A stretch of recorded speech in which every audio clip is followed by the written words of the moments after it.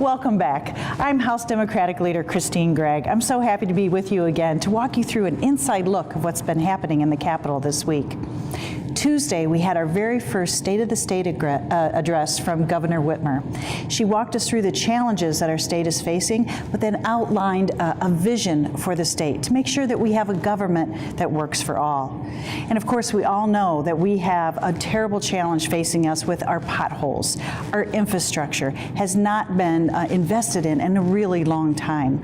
So one of her top priorities is to make sure that we are fixing our infrastructure so everyone doesn't have to worry about traveling on the roads, whether it's to work, to school, or just to have fun and see each other. So taking care of our roads is a #1 priority.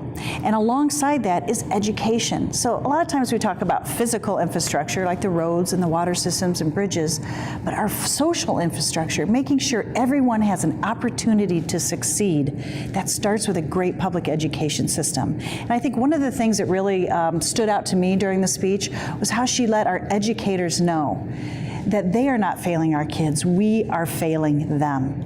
So you're going to see much more priority or higher priority on working with our educators to make sure they're the best that they can be by having the right resources to make sure every child has that opportunity to succeed and to have a great career and a great life.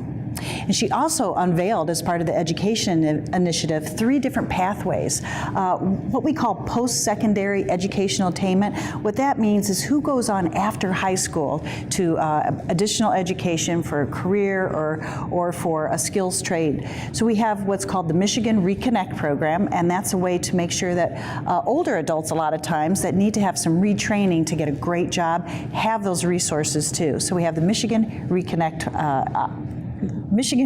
program, and then we also have the Michigan Opportunity. It's a scholarship program to make sure that you can actually afford to go to college. So the goal with that is to make sure that we have 2 years of tuition-free community college for our students across the state, and I wholeheartedly support those initiatives.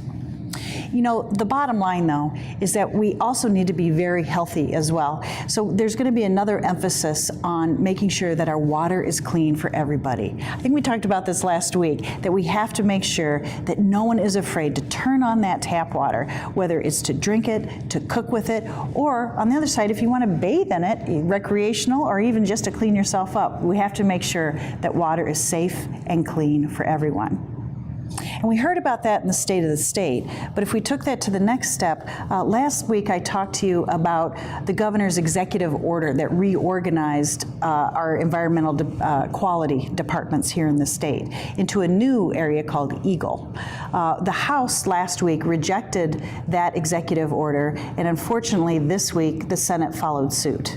So with both chambers passing that resolution to rescind the executive order, we're actually at a stalemate right now, trying to figure out the best way to make sure that our environmental departments are organized how the governor sees fit to make sure that we are protecting the health and welfare of the citizens of Michigan.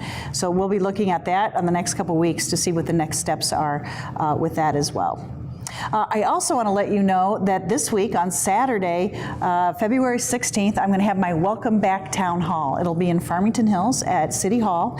It starts at 10 o'clock. We mix and mingle and just kind of say hello from 10 to 10:30, and then we actually start the town hall at 10:30 and it runs till 12. And I'm so happy to announce that State Senator Jeremy Moss, who is our state senator in Farmington and Farmington Hills, will also be there with me as a special guest. And we'll walk through some highlights of the first month and a half of session and also a preview of the budget cycle ahead. All are welcome to attend. That's Saturday, February 16th, sorry about that.